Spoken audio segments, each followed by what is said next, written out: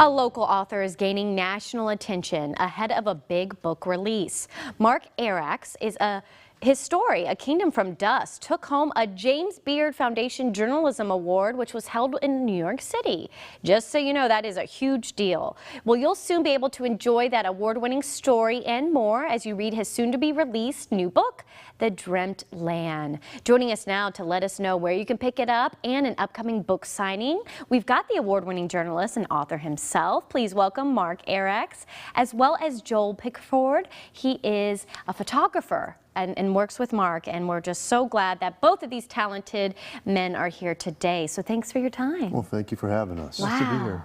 Well, Mark, let's first talk about the award and then get to your new book. So this was a big deal, and this was for a magazine piece you did, is that right? Yeah, I wrote one of the chapters in my book was on the Empire of Wonderful, which was run by Stuart and Linda Resnick. And it's a long chapter, and a magazine excerpted that chapter. Wow. And it ended up winning, it was a finals for a National Magazine Award, and it ended up winning a Beard Award. So that was nice. Yes. Yeah. And I love that you're from Fresno, you're a local author, and your new book is all about California. So tell us about The Dreamt Land. The Dreamt Land is a journey into how we built this state.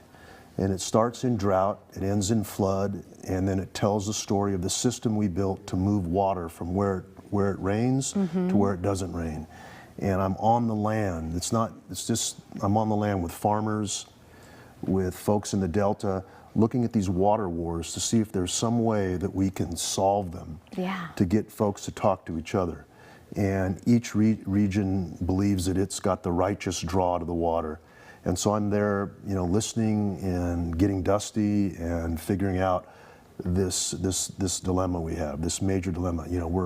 In my lifetime, the state of California has grown from 11 million people to 40 million. How many more? We're already, cracking the system to deliver water.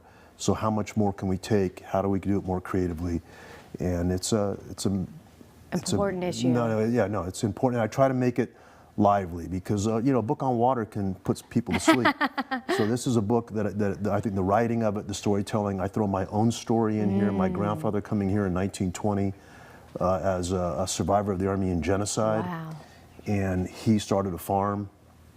So all that in the kitchen sink is thrown in I here. believe it. I believe it. And Joel photographed the book.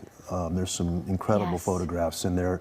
Thank goodness it breaks up the copy because it's a 512-page story. Yes. Well, Joel, talk about when Mark asked you to join in on this project. What did you enjoy about it? What did you find in working with him? Well, I was thrilled to have him ask me.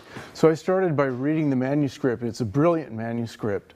It's important for people to know that this is a book of characters, not a book of statistics.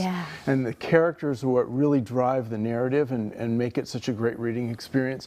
You have historical figures like Henry Miller, the land baron who was so lonely, and then Sonny Jim Rolfe, mayor of San Francisco, later governor of California, and then present-day characters that I got to meet and photograph in person, like Keith Grant, who I call California's last cowboy.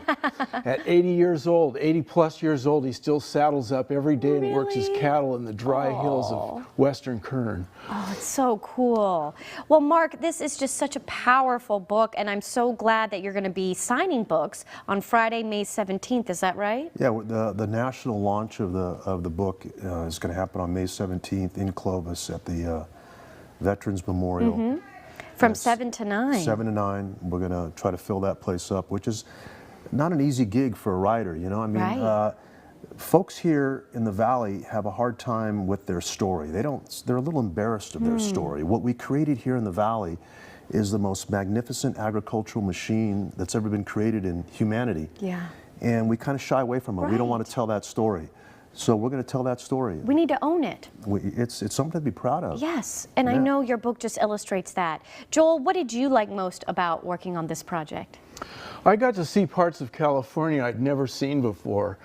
For example, and I didn't realize when I went to Western Kern, for example, to shoot the Resnick almond orchards, where you have these incredibly fecund almond orchards, and then they come to an end, and it's the driest desert you've ever seen in your life. And I didn't realize that that part of California was like that. Yes. We're really taking water that comes from Mount Shasta and we're putting it in the desert and making the desert bloom. And that was to actually go out and kick around in the dust and photograph that. Really drove it all home to me. Right. I know you guys truly got your boots dusty. Oh, no, and yeah. this is boots on the ground kind of work. It's called chasing water and dust across California. That's what... Well, you did a magnificent job. I can't wait to read it. The Dreamt Land, everybody, don't miss the book signing. We're going to fill up Clovis Veterans Memorial Hall with your help Friday, May 17th, 7 to 9. Meet local author Mark and Joel, the photographer, a wonderful duo, and we're so proud. And thanks for putting the spotlight on Central Valley. Yeah, thank you. And California as a whole. We appreciate it. Nice Thank to you be here. both. Yeah.